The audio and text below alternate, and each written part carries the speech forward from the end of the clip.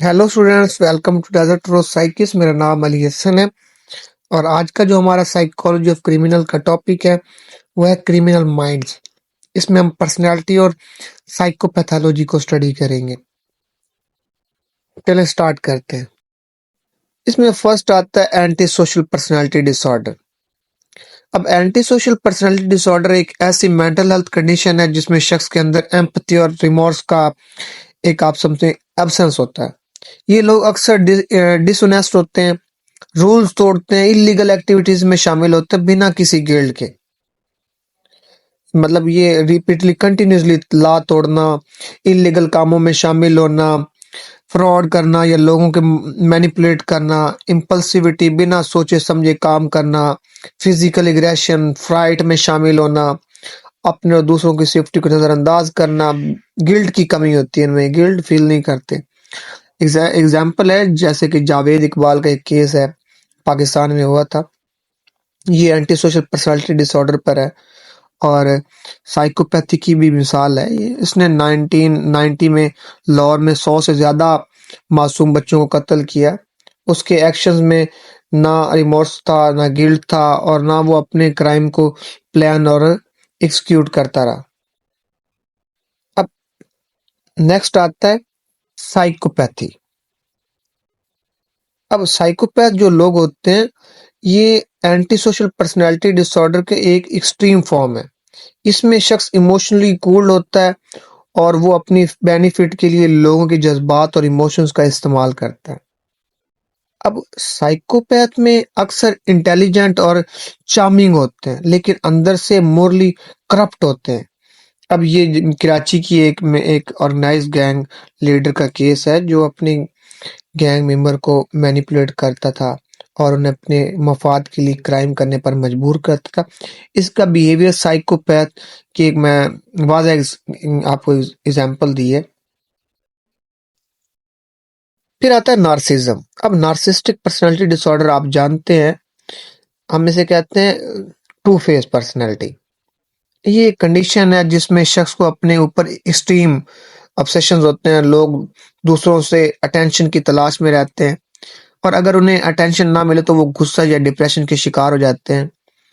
इसमें जो extreme level की इनके अंदर सेल्फ इम्पोर्टेंस होती है, अपनी अचीवमेंट को पाने के लिए किसी हद में भी जा सकते हैं। इनके अंदर एम्पैथी की कमी होती है, क्रिटिसिज्म को बर्दाश्त नहीं कर सकते और दूसरों को मैनिपुलेट करने में बेनिफिट के लिए किसी को भी मैनिपुलेट कर सकते हैं।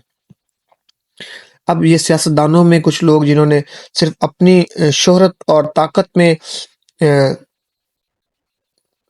के लिए दिलचस्पी होती है, वो अपने वोटर्स को मैनिपुलेट करते हैं और अपने मफाद के लिए उनका इस्तेमाल करते हैं। ये बिहेवियर नार्सिस्टिक पर्सनालिटी डिसऑर्डर को रिफ्लेक्ट करता है। फिर इसके बाद आता है third, border line personality disorder. अब बॉर्डर लाइन पर्सनैलिटी डिसऑर्डर ये एक इमोशनल इंस्टेबिलिटी का डिसऑर्डर है जिसमें शख्स में अपने जज्बात या रिश्ते मैनेज करने की सलाहियत नहीं होती। इसमें अक्सर इम्पल्सिविटी और सेल्फ हार्म का रिस्क होता है। अब बॉर्डर लाइन पर्सनैलिटी डिसऑर्डर में एक्सट्रीम इमोशनली स्विंग्स होते हैं, फियर ऑफ एम्बॉडमेंट होता है, अनस्टेबल रिलेशनशिप होते हैं, इम्पल्सिव एक्शंस जैसे एक्सेसिव स्पेंडिंग या सेल्फ हार्म, फिर क्रॉनिक फीलिंग ऑफ एम्पथीनेस होता है। अब जैसे कि एक औरत जो डोमेस्टिक वायलेंस का शिकार होती थी, जो अपने ऑब्सेसिव अब्सेंस और एस्केप करने के लिए इम्पल्सिव डिसीजन लेती थी, जैसे घर छोड़ना या अपने बच्चों के साथ रनवे करना, उसका बिहेवियर बॉर्डर लाइन पर्सनैलिटी की मिसाल हो सकता है।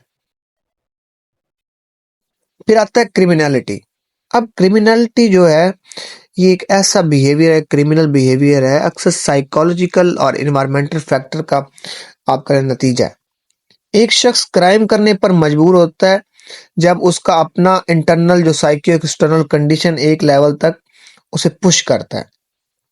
इसके कुछ की ड्राइवर क्रिमिनलिटी के पॉवर्टी और सोशल इनइक्वालिटी की वजह से होता है। पर्सनालिटी डिसऑर्डर जैसे कि मैंने आपको बताया एंटी सोशल पर्सनालिटी डिसऑर्डर और साइकोपैथ लैक ऑफ एजुकेशन की वजह से होता है, फैमिली का नेगेटिव इम्पैक्ट की वजह से भी ये होता है।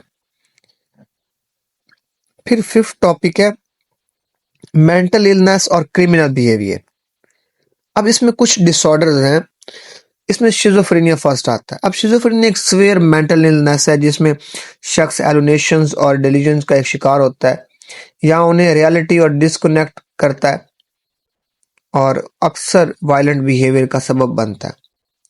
अब एक शख्स जिसने अपने खानदान को मार दिया क्योंकि उसका यकीन था कि वो जिन है, ये एक शिज़ोफ्रेनिया का क्रिमिनल बिहेवियर का एक एग्जाम्पल मैंने आपको दिया है। फिर बाइपोलर डिसऑर्डर इसमें आता है। अब बाइपोलर डिसऑर्डर में मूड स्विंग होते हैं जिसमें मैनिया और डिप्रेशन का फेस होते हैं। मैनिया के दौरान इम्पल्सिव और रैकलेस बिहेवियर कॉमन है। अब एक शख्स जो मैनिया के दौरान एक्सेसिव गैम्बलिंग करता है और चोरी करता है, ये बाइपोलर डिसऑर्डर क्रिमिनल बिहेवियर का केस है। अब फिर थर्ड है, इसके अंदर आता है सब्सटेंस यूज डिसऑर्डर।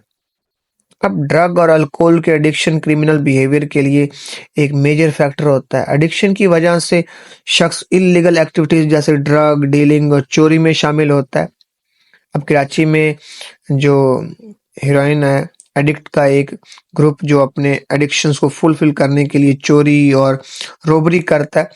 अब ये सब्सटेंस यूज और क्रिमिनल बिहेवियर का एक मैंने वाज़ेह आपको केस बताया है। तो स्टूडेंट ये तमाम टॉपिक क्रिमिनल साइकोलॉजी को समझने में आपकी हेल्प करेंगे और उम्मीद करता हूँ आज का लेक्चर आपको समझ आया होगा। अगर आपको लेक्चर अच्छा लगा, चैनल को सब्सक्राइब करें, बेल आइकन को दबाना मत भूलें, वीडियो को लाइक करें, कमेंट करें। Thank you.